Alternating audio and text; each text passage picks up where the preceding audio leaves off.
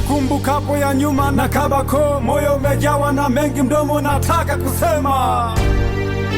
Sema baba sema, sema baba sema, sema baba sema, sema baba sema. Nyerere angekuwa Kanyinyi, uhuru ungetokea wapi? Mzanaki mwana Butiama, nchi aliacheko hapi? Siasa safi zenye heshima, Tanganyika aliacha alama na bado twamkumbuka vizazi kwa vizazi. Sio hawa vijana chama hawa tusowema tena, kutwa sifa za kijinga na uchawi usokwana maana.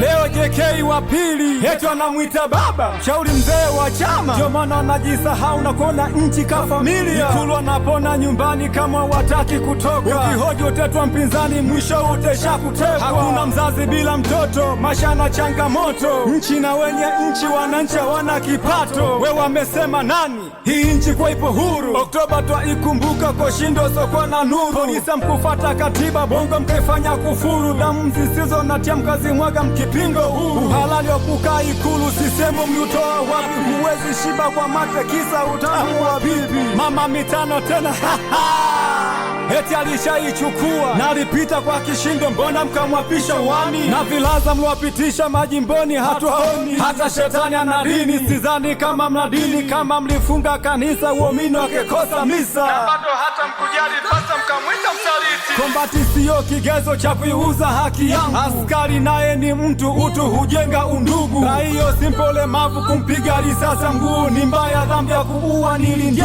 kizazi changu.